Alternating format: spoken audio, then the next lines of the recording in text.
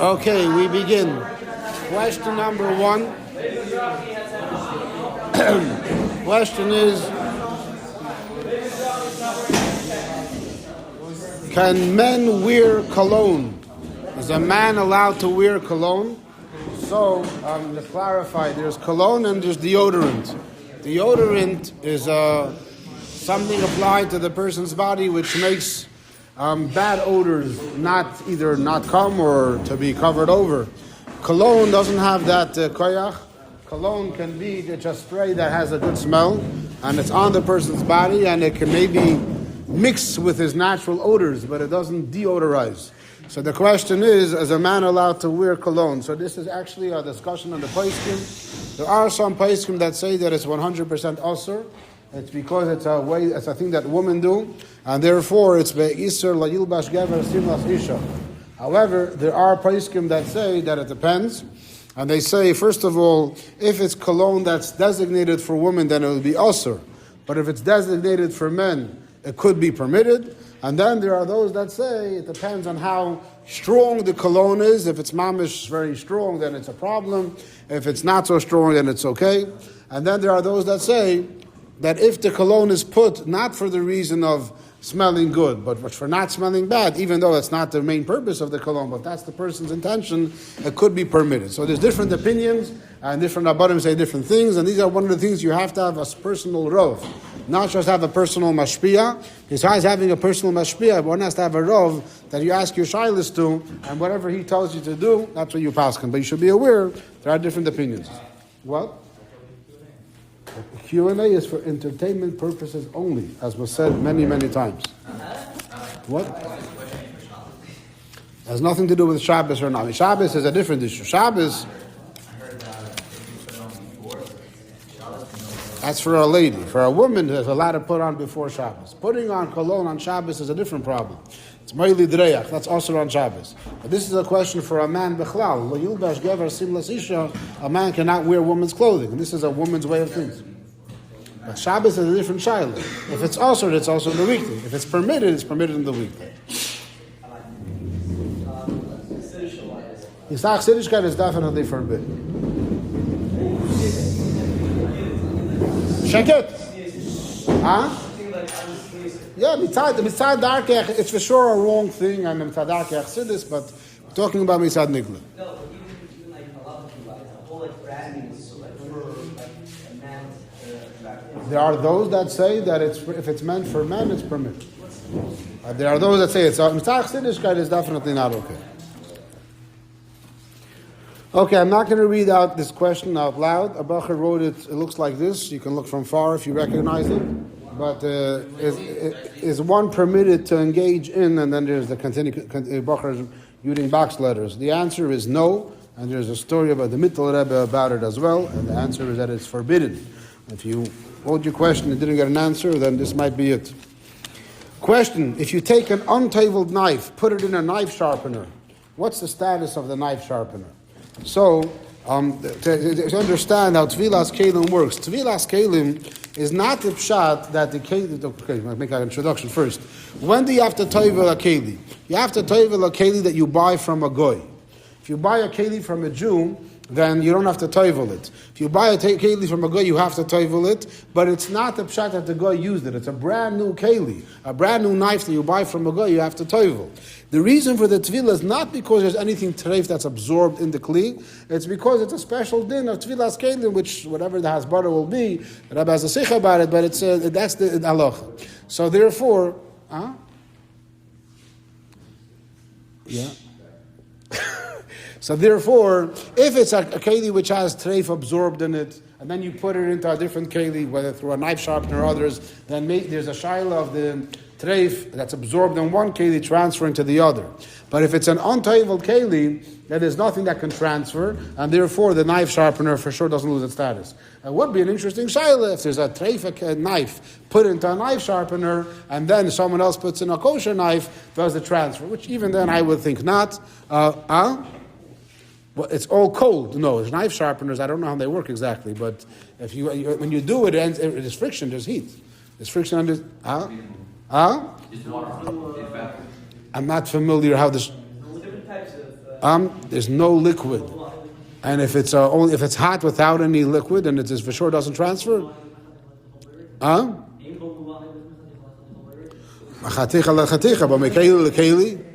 my keli also say that. I don't know. Kopanim for an untoivel keli, it's for sure a non-issue. Yes. You buy keli from a yid, you don't have to toivel it unless the yid bought it from a goy. So if you buy, let's say in Kingston, you buy kailim, so if the manufacturers are Jewish, then it's fine. But if they bought from a non-Jew, then it still is an issue. That's why some of them, years ago, I know Pinson had in his story at a kailim mikveh, and he would toivel the kailim that you bought from him, that were bought from goy. Right, that's a different case. Tvilas kailim is not for now. It says in Masechta Baba Kama, one who slaps someone pays 200 zuz. So how much money does Rabbi Levin owe us? I don't know anything for them. We say this so many times. If I kill you, I'm pater from Golus because a teacher is allowed to slap his talmidim. It's not considered shoygeg. I'm allowed to slap. Someone that spears the rod, someone that doesn't hit his children is because he hates them. A teacher that doesn't smack his students is showing on it doesn't show that he hates them, but there has to be an element of slapping your students. Yes? What? I can't hear what you're saying. No, that's forbidden. That's forbidden. What? No, we don't collect knossim. We had the Gemara. We don't collect knossim in bubble. Huh? What if a bochrim, if someone teaches you? Okay, all the what ifs are supposed to be put into the what you. If someone teaches you, they're considered as a teacher. So is that person allowed to slap you? No, and not every teacher can slap. You have to be a teacher like me. Only I can slap. Okay.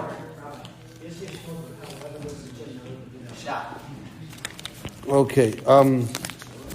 Question. Did you ever put in questions of something you wanted to talk about? I said I've done this many, many years ago. I did it once or twice in the beginning of Q&A, but in the past 10 years I have not done that.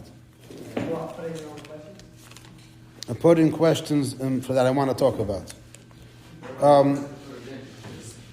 I can make as if, and then I read out from a paper. Okay, so here are 4 bochrim, maybe more we'll find out later.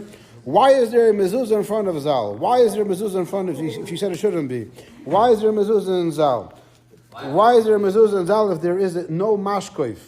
So this Amaritz doesn't know how to spell mashkof. Mashkof is spelled with a kuf, not with a kaf. Al-Kalpanim. So I said already, and I'll say it again, because there are opinions that say that even though there's no mashkof, if there's a ceiling, so it's not the opinions that I saw, but apparently there is an opinion that has this machmir like that, and that's why they put up a mashkof, Mezuza. Okay, question. If a child is born through a different woman, not the actual mother, is the child, if it's a boy, considered the bochrim with regards to pidyon ben? For those that don't understand, how is a child born? How are children born? The man, the husband, gives zera, seed, to the woman. The woman receives this zera, and it goes into her what's called egg, ovum, and that combines together, and then develops over 9 months into a baby. However, there are nebach children, women, that they cannot have children. They are the way Hashem made their body. They don't have what's called the eggs in order to be able to support such zera. So what happens is, with today's technology, like a man can give his zera to a different woman, and in a laboratory they can combine it, and then it can start developing, and then they can insert this what was now called an embryo. They can put it into a woman's stomach, a woman that on her own cannot have children, and she can afterwards, in her body, the actual embryo develops into a full baby, and after 8-7 months, however they put it in, a real baby is born. And now the shaila is, who is considered the mother? The bochrim is asking the question. Let me finish until the end, and then we'll take questions and comments if I'm able to answer. It's a very complicated subject. So the bochrim is asking specifically regarding pidyon ben, but really just many other questions that come up. And who is the real mother? What happens if this was taken from a non-Jewish woman and now it's put into a Jewish woman, or vice versa, it was taken from a Jewish woman into a not Jewish woman? This is a big shaila, which today comes up very often. It comes up today in the poskim a lot, and everyone always assumes, I'll take questions when we're done talking about it, and I probably won't be able to answer most of the questions. So this is the big shaila, and the Bachar is asking again about Pidyon Aben. So there's a book called Headlines. Headlines, if you guys are familiar. There's a Yid's name is Dovid Lichtenstein. Huh? I said that when I'm done. I'll take questions or comments. His name is Dovid Lichtenstein. He's a Litvish Yid, a big gvir, and also a big Talmud Chacham, and he has a podcast which I think I listened to maybe once, but maybe not even. But he has a podcast which interesting, controversial issues, and he always brings Rabbanim on it. And then he put a sefer, I think by now it's already 4 Sfarim or 3, about all this podcast. Very interesting shilas that he has over there. And one of the shilas is this shilah. And he brings in this book, he says, people think this is like a random idea, just came up now, no one ever thought about it. Like and he said, there's a medrash. It clearly says that the medrash discusses just a case. Where's the medrash? It says, we all know that Leah Imenu, the wife of Yaakov Avinu, so she had 6 shvatim, she had 6 children, then she became pregnant again. And it says, Rashi told us that what happened, she was supposed to have another boy. And she felt bad because she knew that if she's going to have a 7th boy, then Rachel, her sister, will only have 1 boy because there's going to be 12 shvatim, and she's going to be worse than Bilhah and Zilpah. So she davened to Hashem, and the boy turned into a girl, and that was Dinah. That's what Rashi says. But there's a medrash that says differently. There's a medrash that says that she was pregnant, Taka, with a boy. And Rachel was pregnant at the same time. And Rachel had a girl. And Hashem and Dinah davened, and what did Hashem do? Hashem switched. Hashem took Dinah from Rachel's stomach and put it into Leah's stomach, and Hashem took Yosef, who was really in the Leah's stomach, and put it into Rachel's stomach. And that's how it ended up happening. And the Torah says, who is the daughter of, Dinah is the daughter of Leah, even though she was conceived and she was started off her career, so to speak, her existence in Rachel's womb, and so to the other way around. There was actually a story in Eretz Yisrael just now. It was a crazy story, because sometimes a woman will do this process with her own eggs, as they call it, and then put it into her stomach, and because for whatever reason the zera cannot meet in her body, so it has to be on outside, then it's put into her body. And what happened was they switched by mistake, and they put in her body someone else's baby. And after the baby was born, a while later they found out with DNA, and there was a whole tararam in the courthouses and the court cases all about this discussion. Who was considered the real mother? This one, that one, and I don't remember, but basically in the family chat, when they posted, I wasn't into it. I saw him, and my brother said, "Oh, the Chassam Sofer won," because it's Chassam Sofer, a Chavasyor. When the brothers wanted to kill Yosef, they say that it was part of that argument. Who's his real mother? Is he our sister brother or that brother? It's beyond the scope of my knowledge, but it's like a lot of back and forth about it. Bottom line is that Paiskim today also all say that the mother that actually gives birth to the child is considered the actual mother. And one of the proofs for that, what? We're machmir both ways. I don't know. I looked up a little bit. The little bit that I saw is that based on, I think, if I'm not mistaken, who? What I saw is that the mother that gives birth is considered the mother, and one of the proofs that I saw is from a giyotis, a woman that's a giyotis. So if she becomes pregnant before she becomes a giyotis, and she gives birth after she becomes a giyotis, so according to halacha, whatever happened before is not considered Jewish. And yet, if the baby is born from her after she's a Jew, so the child is considered a Jew also. So you see, you go by the moment of birth. It is an open discussion. He brings what I looked at. Other Rabbanim say differently. It's a huge thing. But based on that, the pastor, this Pidyon Aben goes by the mother. This is the mother's first child, and yes, he would be chayiv in Pidyon Aben if she is, if all the other requirements are met. It's not a C-section. V'chulu. Okay, that is regarding that. Again, this is a huge sugya. Mamish just touched it. Questions and comments I can take, but I probably won't answer. Yes. Okay. Yes. How's that just not cheating? How is that not? Cheating. Whoa. Shmulik will tell you what cheating means. And he'll explain to you all the details. How's that not switching? It's not considered. What? Wait. Am I completely confused? Yes. Is it not you're using a woman cannot give birth. Her body cannot produce the eggs, ovum, whatever it is. Her eggs or someone else's eggs? She uses someone else's eggs. Exactly. So what?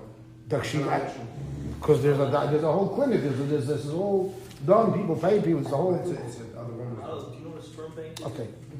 He's going to tell you what she means afterwards and explain. That's what it's for. It's a thing that people do. Okay. Bochrim, you are very, very ignorant. Shmuel will educate you. Shake it.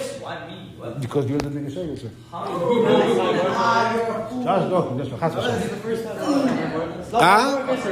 One second, one at a time. It's the same sugya, but it's different. It gets very complicated, but it's different. 1 second, one at a time. Yes. Yes, there are correct. That's another shaila. There are women that don't want to get married and they have children without getting married, without ever being with a man, and they can have children. A woman can have a child without being with a man intimately. Yes, halachically, but it's an interesting question. L'chayra, not just because it sounds off, but I can't tell you which aveda exactly it entails. I don't. I don't know. I know of a woman.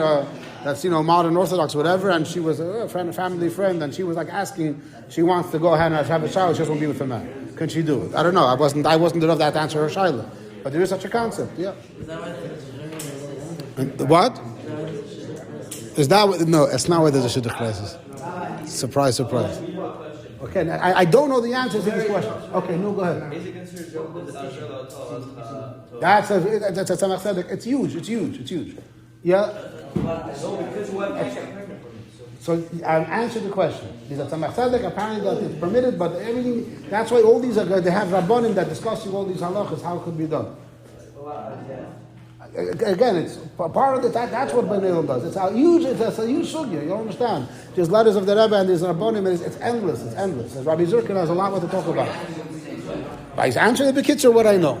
All right, that's enough. Huh? Who? Yeah, he's a billionaire. He's a big Talmud Chacham. More important than being a billionaire.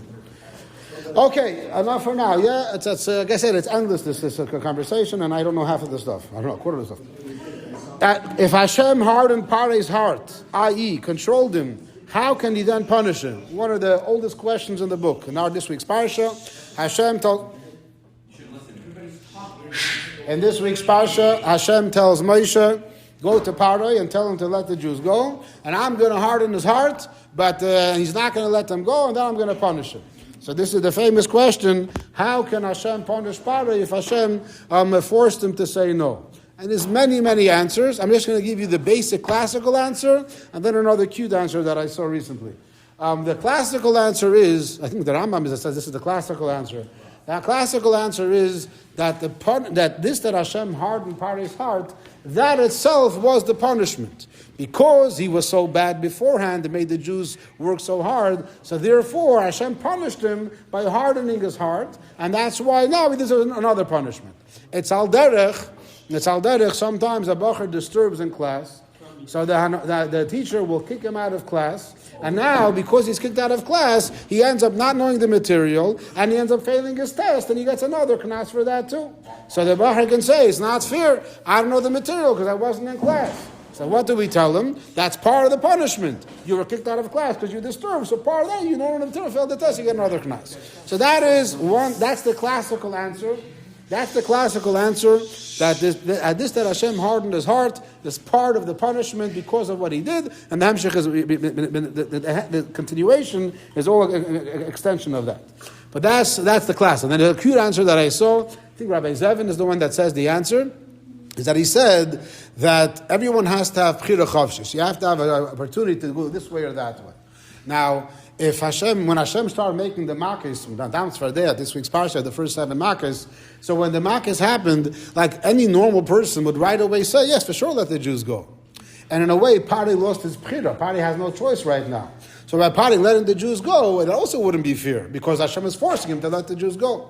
So when it says that Hashem hardened his heart, it doesn't mean that Hashem made his heart a stone, that he's for sure going to say no. Hashem made it equal again. Hashem gave him a huge dose of stubbornness that... You're familiar with stubbornness, young man? Huh? No? Stubborn. If you think you're stubborn, you don't know your father. A mule can move him. So Hashem made him extra stubborn, so now it should be able to... Now it should be equal. Now there's an equal...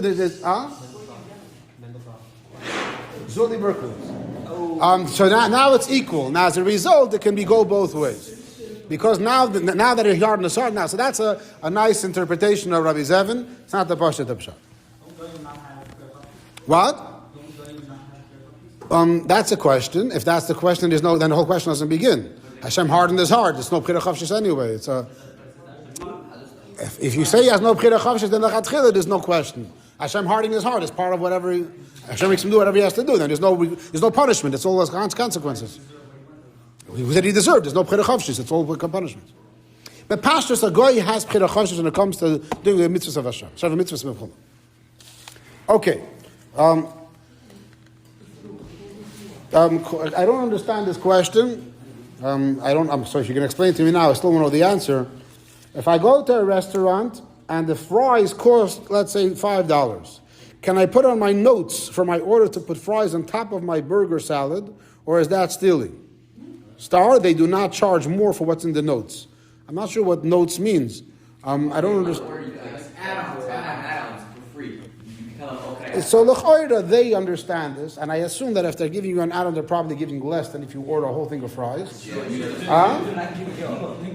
Yes, so I don't understand the question. But pastors, if they're telling you that, why could it be stealing? If they're giving you the option to order this way, they're not stupid. They're not going to give you something for free. So if the add-on is free, that means it doesn't cost them that amount, and they're willing to give that. And if they have fries separately as a charge, probably the fries separately are a larger amount, which they are charging you for. And don't worry, the restaurants are making tons of money off of you anyway. Okay. That's a different question. Question: when is Moshiach coming? Nu yalla. This question was asked by many tzaddikim, and Moshiach said, "Hayoim im bekoyle tishmo." When is Moshiach coming? Nu yalla.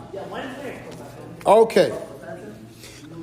Question: who is antipater ben hordus?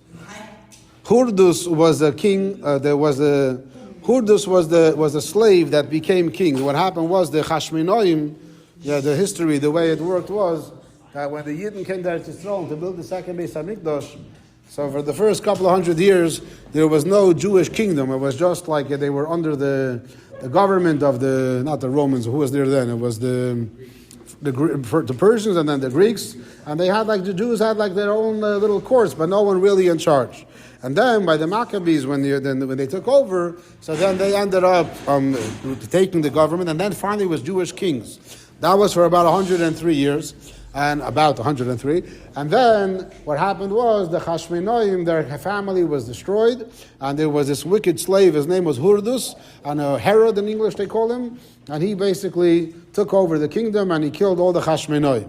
And then his descendants were kings for the next 103 years until the Churban of the second Beis Hamikdash. Now there's a discussion: did he marry Hashmonaim or not? The Ganze Maises, he had a number of wives. One of his children was antipater, and this antipater was one of those kids. And what the question? He was one of they were all killing each other. There was constantly assassinations over there and jealousy. Apparently, this antipater, he ended up having two of his half-siblings killed. So this way, they shouldn't become the king after his father dies. But then his father ended up killing him because he ended up doing another scandal. So it's like they're all killing each other, but they're all for the sake of honor. So I don't know anything else what you want to know about this guy, but that's what I was able to look up a little bit. Question: why do the bochrim always ask for other people's food? So the answer is because they're hungry. But I want to just talk about this for a moment. That there was a Yid that a Talmud Chacham. What? I'm going to explain what the question means based on the story. That there was a Yid that he was a poor man, a Talmud Chacham, a poor man invited the Talmud Chacham to come eat. The Talmud Chacham was in this poor man's house, and the Talmud Chacham, the poor man asked, can you sit down for supper? So he said, no, I'm not interested. What was I wrong about? Not this time. Okay, you'll tell me later. Something else. I pressed a button that reminded you of something. So So he said, no, it's fine. And then the next time again, the poor man, please come eat by my house. So the Talmud Chacham told him, my doctor told me that I shouldn't eat today. And this Talmud Chacham had a helper that was with him, a friend, a young man. And when they left, the young man asked the Talmud Chacham, what was that all about? What do you mean the doctor said you can't eat? I mean, I saw you eating before and you're going to eat now. What does it mean the doctor said? So Talmud Chacham said that Rambam was a big doctor. And the Rambam said I shouldn't eat. So what are you talking about? So the Rambam in Hilchos Tshuva, the Rambam discusses a whole bunch of types of things that it's very hard to do tshuva for. And one of the things is someone that's oichel misu'uda she'ena misapekes laba'aleh. A su'uda she'ena misapekes laba'aleh means if a poor man that can't afford to buy more food, and he has now a meal in front of him, and you're there and he offers you to eat. So even though he offers you to eat, it's halachically forbidden for you to take from him. Why? Because even though he gives you permission, really he hopes you're going to say no. Really, he doesn't really want to give it to you, but he's uncomfortable, so he's offering you. And when you're taking, it's considered avak gezel. It's considered the dust of stealing. It's like it's a sub halacha, subcategory of stealing. So and Rambam says you're not going to do tshuva for it because you don't feel bad. When he let me have, so what's the big deal? So this halacha is brought down often when it comes to bochrim and yeshiva. When a bocher buys himself a bag of potato chips or any other snack that a bocher buys, when someone comes and asks, "Can I have one?" So no one's going to say, "No, you can't have." You're such a stingy guy. What do you care? A couple of potato chips. But then what ends up happening is, as one guy takes, another guy takes, and before you know it, the bocher bought a bag of potato chips, and for himself he had 5 chips, and the rest was eaten by everybody else. So based on that, there are many that say it's forbidden to ask a bocher for a snack. Because... Stop asking. Whoa! You stop asking. Me? Yeah. Poor man. You shouldn't be asking bochrim, and even if the bocher might be considered a wealthy bocher, Lepoil, right now he bought himself this snack, and you're asking, and he says yeah, and because he's uncomfortable.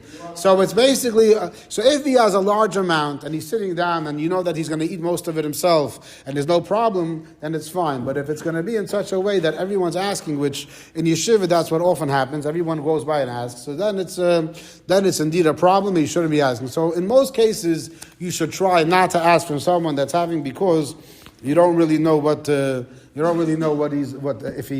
he's comfortable giving you. He's going to say yeah because it's weird to say no, but really he doesn't want to give you. To finish off with a story that I like to say. Well, this is the last question. Mm-hmm. This was the last question. I put it away after I asked you. So the joke that I like to say is that there was once 2 rabbis that were sitting at a head table, and there was only one cookie in between them. And they're both looking at it, and finally one of them just takes the cookie and he eats it. And the other guy says, that was pretty rude. So the guy eating the cookie says, really, it was rude. What would you have done? So he says, well, I would have offered it to you. He says, well, I took it. Whoa.